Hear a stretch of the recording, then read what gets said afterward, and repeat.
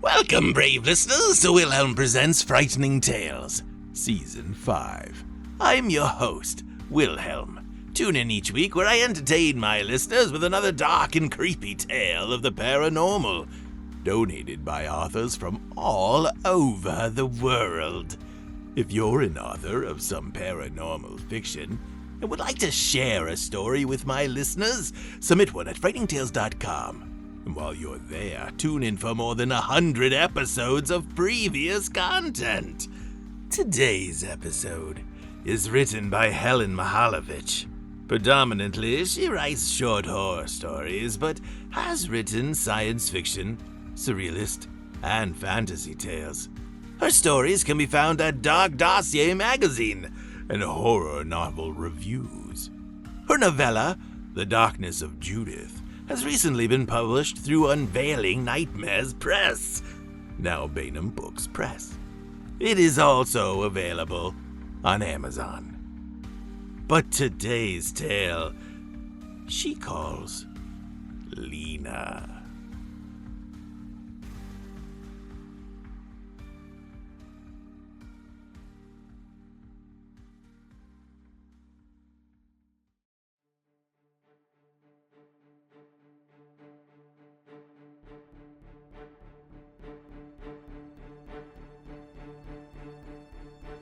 Dawn broke with a red hue that covered the sky, and a burning heat pervaded the air.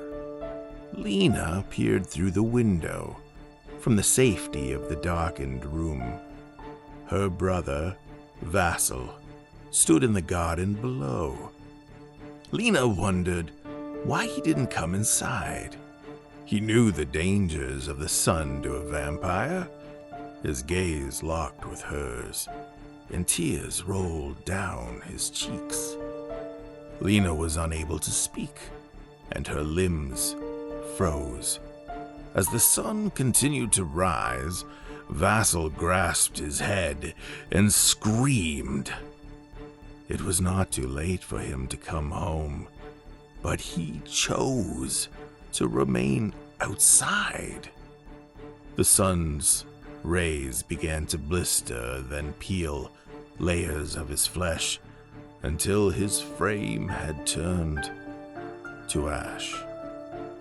Memories of other deaths Lena had witnessed came back to her in a rush. She'd been powerless to help them as well.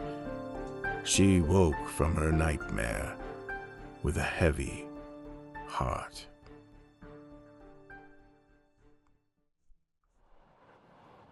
Lena peered out the train window at the incandescent moon that lit a dense forest. Puffs of the steam engine's smoke intermittently concealed her view.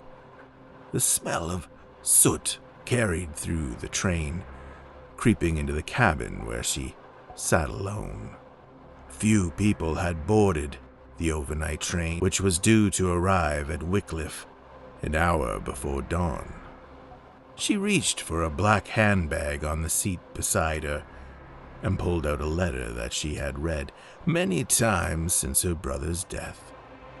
When she opened it, she felt a stab to her heart. Dearest Lena, I have grown tired of the torment I face without Christine. I have chosen to end my life because she did not love me, and I cannot bear another day without her. Do not weep for me, your loving brother, Vasil. Lena stared at the name, Christine. Her blood pulsed with fury. The bell sounded. She packed away the letter as the train came to a halt and made her way to the exit. Lena stepped onto the platform and met the gaze of a tall, thin man in a high-chested waistcoat and a gray suit. He stood near his black convertible. The brass wheels and a sloping hood shone in the moonlight. As he approached, he removed his wide-brimmed hat. A silver lock on his forehead dripped with sweat in the hot night air. "Are you Miss Lena Eliva?" he asked. "Yes," she said. "I am Kevin Mortlock." He grabbed her bags, placing them in the back seat. "It's an unusual hour to meet a tenant before the break of dawn." Lena glanced at the sky with a hint of fear. "The manor isn't far from the station," he said. "How was your journey?" "The cabin was stifling, but the view was pleasant." He wiped his brow. "The townspeople have been excited about the new railway station in Wycliffe. We hope it will be good for the town's economy." They drove up a long driveway, framed by the large, crooked branches of oak trees. He stopped to open an iron gate that had a large pillar on each side, then drove to the front of a high, Gothic tower and parked. "We've recently added a level to the tower." Lena stepped onto a manicured garden with immaculate bell-shaped hedges and a fountain in the center, featuring a sculpture of a sphinx. On a closer look, the bluestone tower was entwined with ivy. Two guarding statues of lions rested on the side of the steps, leading to the grand manor. Kevin carried her bags to the entrance, and she followed him inside. As they entered an antechamber, they passed a plaque on the wall with a carving in Latin, "Familia supra omnia." He held family above all else, just as she did. There was an open transom above the door, with frosted glass etching he told her was French. The room had a coffered ceiling with a little table with white orchids in a vase at the corner. "Welcome to Narragansett," he said. "And if there's anything you need, I will gladly fetch it for you." She took off her coat and he hung it on the hanger by the door. "Let me show you the manor." She followed him to a drawing room with a crystal chandelier. The walls were painted a pale blue.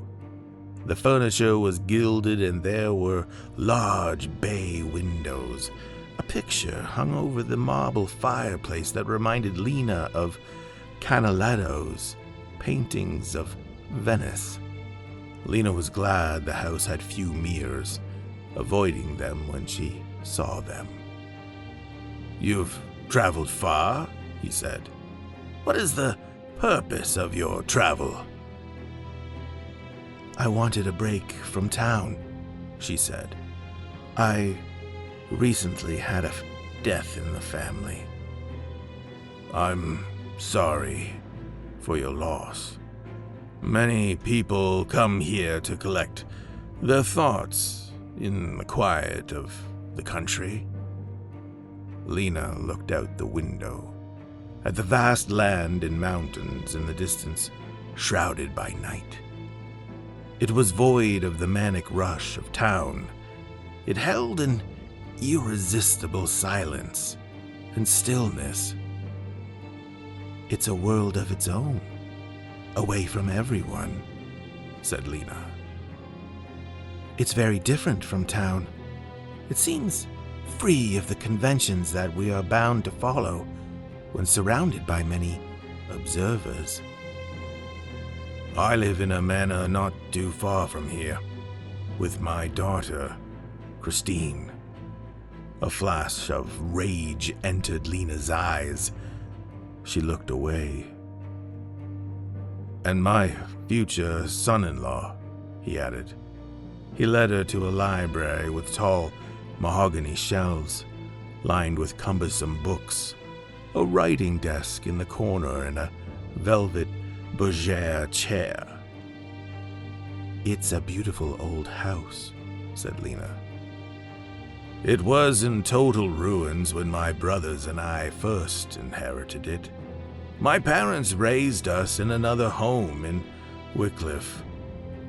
They walked past a dim area where the wallpaper was peeling and the rooms were bare of any furniture.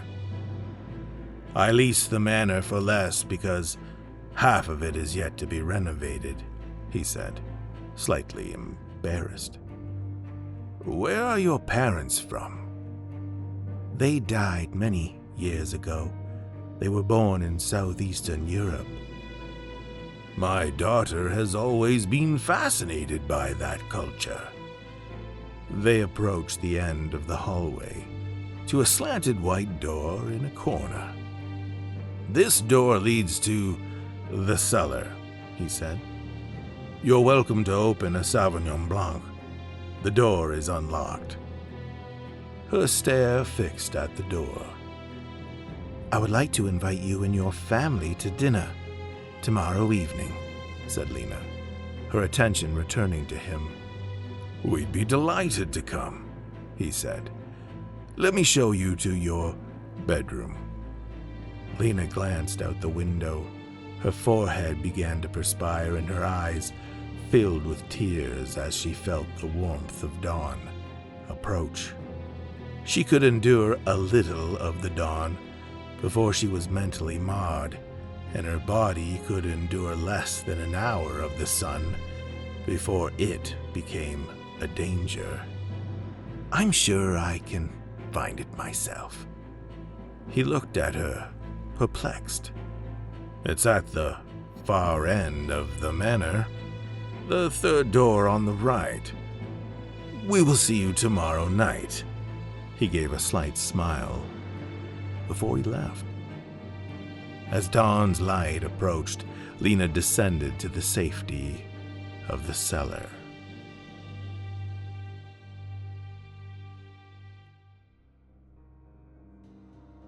At dusk, Lena woke on the cavernous cellar's cold floor.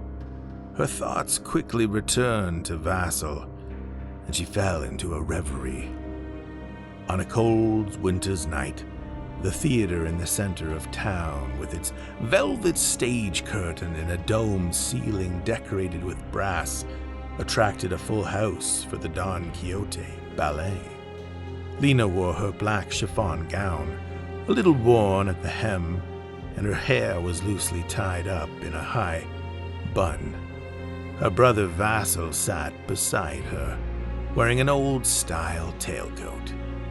He had golden brown eyes, a wave through his dark hair, and although he possessed great physical strength, he had an air of fragility.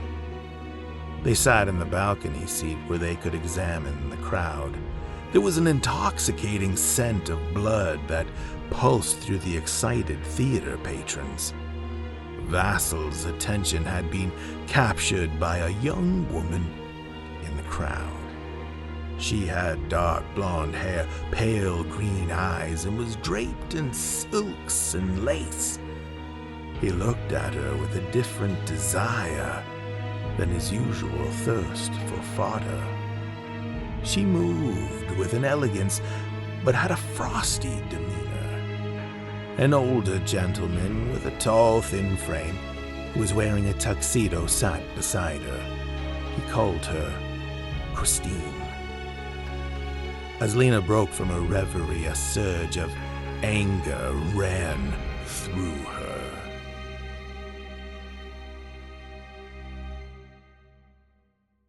Lena heard voices outside the manor at nightfall. Her guests had arrived. Their chatter was concerning the garden of the property, needing work. The voices grew louder as they approached the front door. Lena opened the door before they knocked. "Good evening," said Lena. Kevin smiled. "I apologize we're a little late. I had the gardener pick up some orchids for you, and Stephen wanted to bring a bottle of port wine." He handed her the flowers. A young woman stood beside him, She had dark blonde hair, pale green eyes, and a proud countenance. She wore a fair-colored dinner dress, hand-beaded with multiple sheer layers, and held a lace fan with her petite hand. "This is my daughter, Christine." Lena was momentarily silent, restraining her anger. "It's a pleasure to meet you," Lena finally said. The young woman responded with a condescending nod. A young man stood beside her. He had russet hair and a mischievous glint in his eye. In his burly hand he held a bottle of wine. "And this is my future son-in-law, Stephen." His smile widened, and they all followed her inside. The dining table was set with large porcelain plates. A silver serving tray was in the center, and there was an aroma of peppers, rice, and herbs. Lena placed the flowers aside and began to serve the meal. "Did you actually cook this meal yourself?" asked Christine, surprised. "Yes, there were enough ingredients in the pantry." "It's delicious," said Kevin, biting into it. "Lena, how are you finding the Gothic manor?" asked Stephen. "I'd make an offer for it if I were wealthier," said Lena. "I'd spend an eternity here." "I'd never sell it for any amount of money," said Kevin. "If you ever hear there's another owner in Nargendon, I will be dead." "Father has spent all his free time and money repairing it," said Christine, with a roll of her eyes. "It's my lifelong work. My brothers are old and they have no children. It'll eventually belong to Christine." He glanced at his daughter. "And she has promised to continue repairing it." "I will," said Christine, with an insincere tone. "Your father has told me you have an interest in the Southeastern European culture," said Lena. "I may have had an interest in the folklore of that region as a child, but as a grown woman, I feel it's all nonsense," said Christine. Lena frowned. Stephen opened the bottle of wine, and everyone agreed to a glass. But Lena didn't drink much of hers. "If you ever need any amusement, there's an eclectic collection of literature in the library," said Stephen. "Many books on Canaletto's paintings of Venice. I've read them all while spending weekends here." "Oh, have you been to Venice?" asked Lena. "We're thinking of going there for our honeymoon," said Christine. "When will you be married?" "In July. The weather will be warmer in Europe at that time. We could escape Australia's chilly winter." "We've been engaged for a month," said Stefan. "Christine left quite a few broken hearts as we were courting." Lena hid her fury through the entire evening. The conversations were dominated by Christine's wedding plans.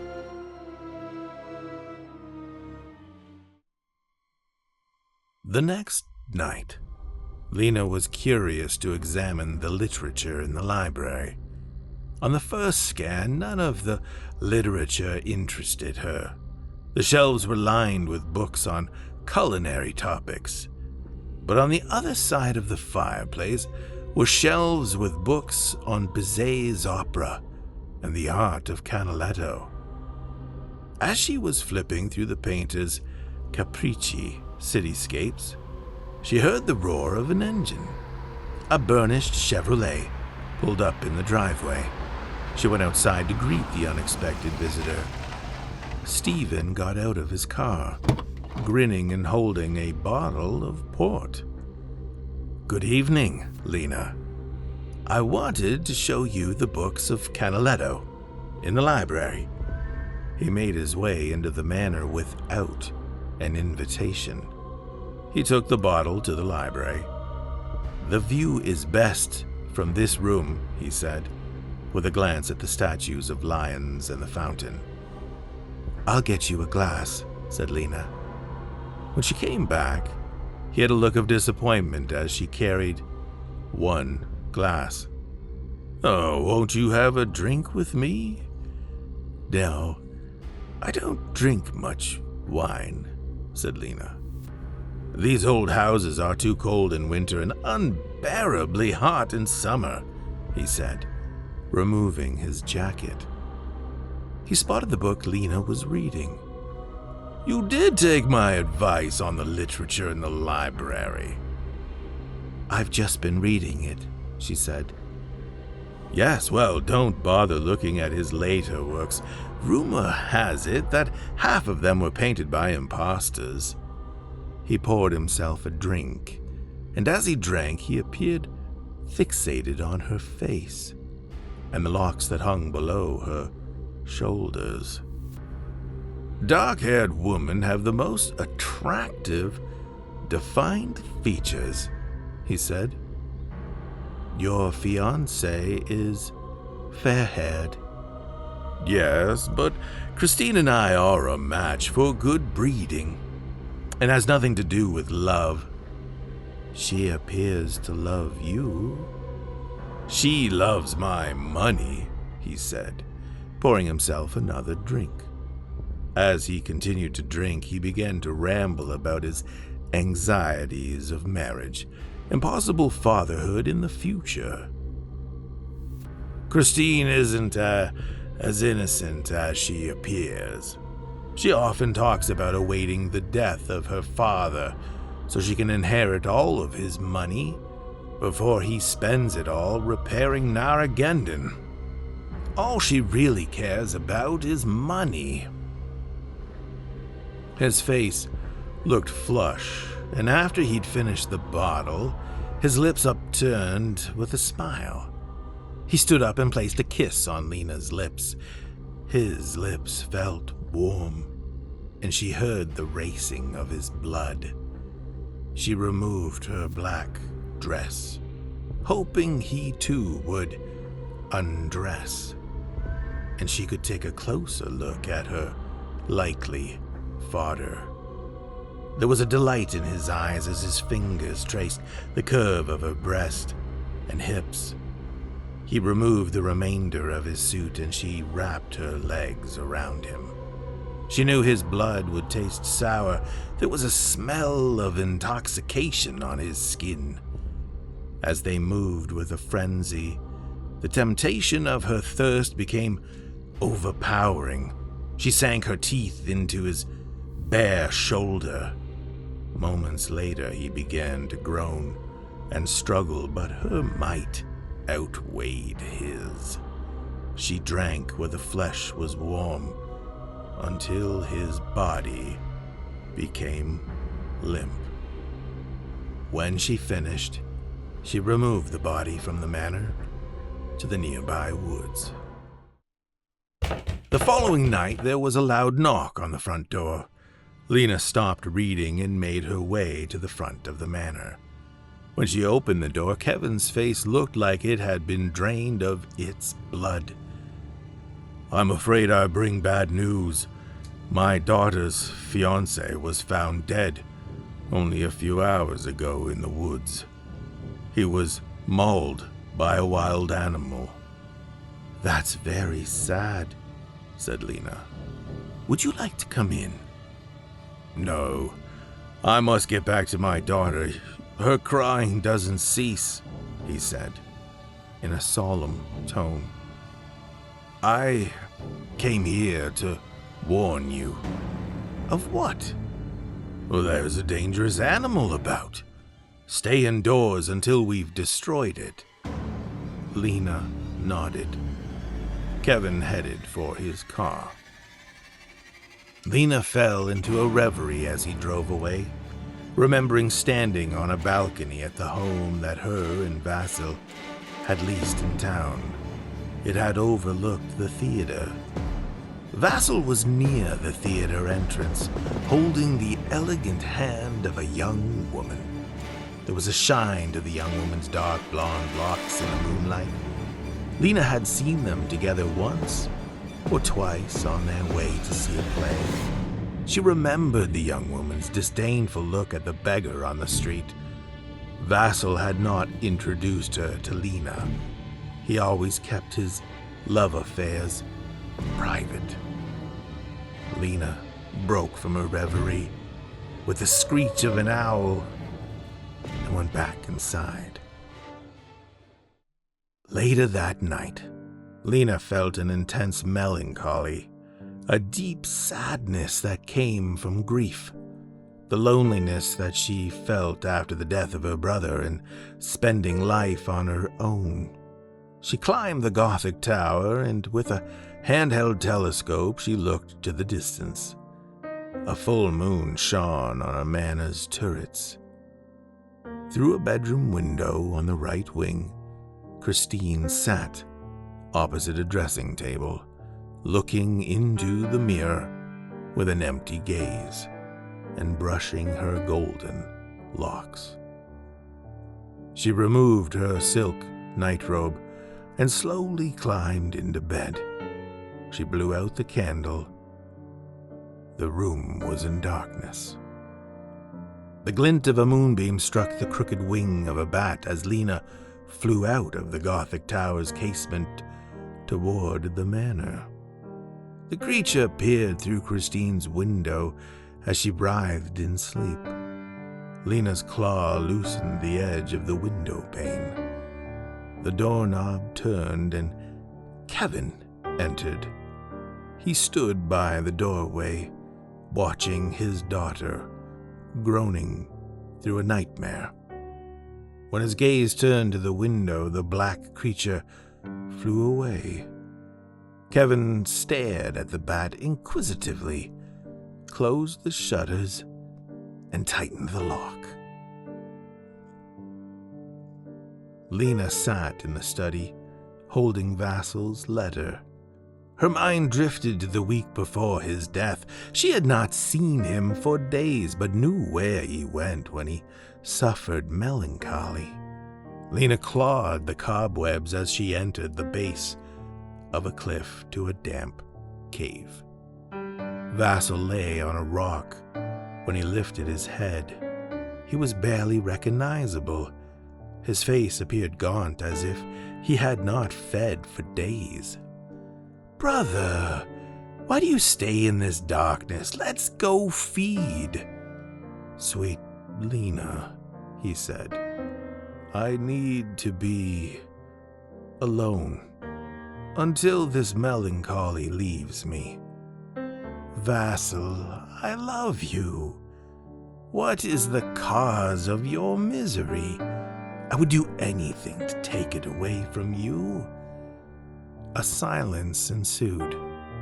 She knew he kept things to himself. He bowed his head once again. "Leave me," he said. She insisted on him coming with her. "Leave me," he repeated angrily. She left. Those would be his last words to her. The following night, the wind howled as Lena let Christine into the manor. "I knocked on your door earlier, but there was no answer," said Christine. "I've been out all day," said Lena. Christine's eyes were red and puffy, her head bowed as she walked through the hallway. "Father has been detained with his accountant, but he may drive by later."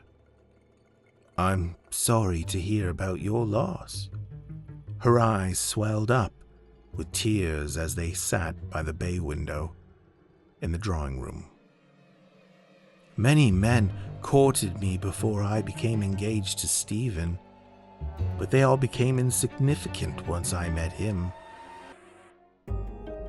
"Do you remember the men who courted you at the time?" asked Lena. Most had very little money. Stephen came from a well-regarded family who owned 320 acres of land and a successful textile business. Christina peered out the window as the summer storm rattled the panes. Lena's forehead furrowed. "Do you remember Vasil?" Christina paused to think, but her gaze remained with the violently swaying trees. "A shy young man. He was handsome, but odd at times. I agreed to attend the theater with him on a couple of occasions, but he meant very little to me." Lena clenched her hands tightly, her nails almost drawing blood on her palms. "He told me of a sister, but I never met her. He didn't even tell me her name," said Christine, turning around. "I decided Stephen was the better man." "He was not the better man," said Lena, angrily. "Did you know Vasil?" she asked with a tone of surprise. "Yes. Stephen was not half the man Vasil was. Stephen did not have Vasil's knowledge, his loyalty, and the love he had for you." "Were you a friend of Vasil?" Christine began to tremble as Lena's eyes grew a deep red. "He was my brother," said Lena. "He ended his life because you didn't love him." Christina's lips quivered. Her petite frame froze with fear. Lena swiped her sharp claws against her throat. Christine grasped at her wound, the blood gushing to the floor. As Lena licked her neck, feeding on the blood, Christina's body slowly lowered to the floor to lie in a crimson pool. Lena's head jolted towards the direction of loud footsteps entering the house. She wiped the blood from her mouth, then began to deceptively weep over Christine's body. Kevin entered the room, his eyes widened with horror. "Who has done this?" He rushed to Christine, shaking her limp body. "We were attacked by a large animal." She pointed to an open window. "It came from there." He began to sob. Lena falsely comforted him. "Lena, are you all right?" "I am not hurt badly," she said. "My wounds are superficial, but poor Christine is dead." Kevin continued to weep by Christine's corpse.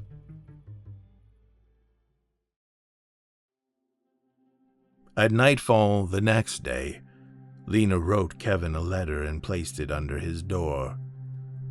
"Dear Mr. Mortlock, the recent death of my brother has left me with an unbearable grief.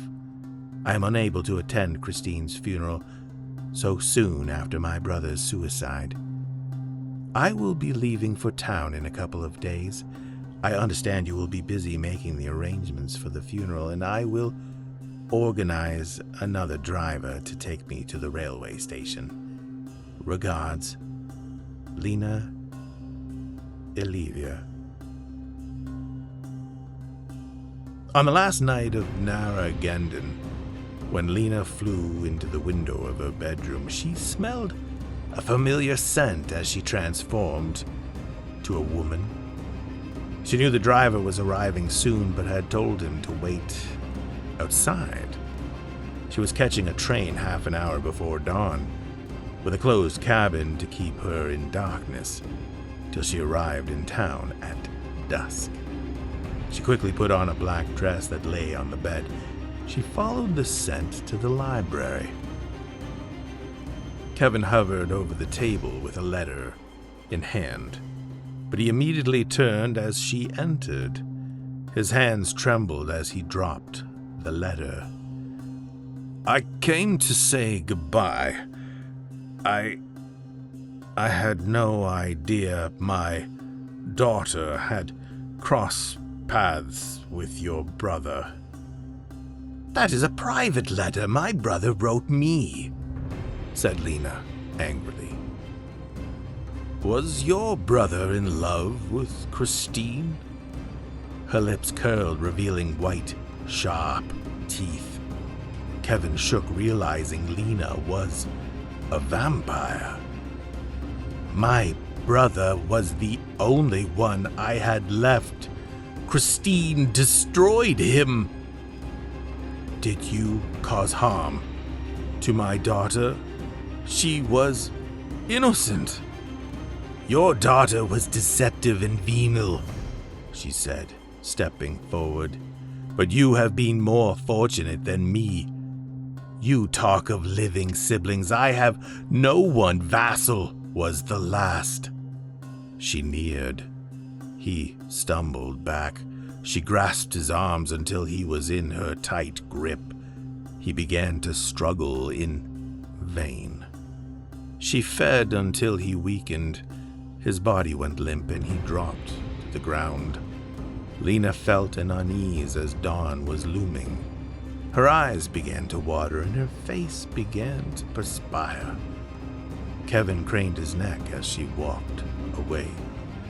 Lena knew he would live a long, mortal life. She ignored the driver's knock. He had arrived late and there was no time to drive to the station. She rushed to open the window. If she hurried, she might reach a nearby cave in the mountains in time. As she flew away, she could hear Kevin's thoughts. "The sun will harm you." When she looked back, there was a grin on Kevin's appalling lips as dawn broke.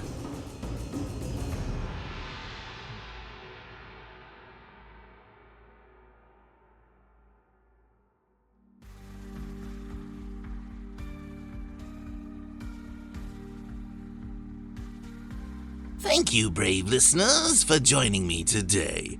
Please join me again next week for another frightening tale, or listen to one of more than 100 previous episodes. If you enjoyed your time here, please support my work. If you've been watching on YouTube, like the episode and subscribe to the channel. If you've been tuned in on Apple Podcast, please rate the channel as you see fit. And if you've been listening to the program on Spotify, I'd love to hear your comments. Most of all, share frightening tales with those around you and support today's authors however you can. Until next time, when I share with you another frightening tale, listen if you're brave enough.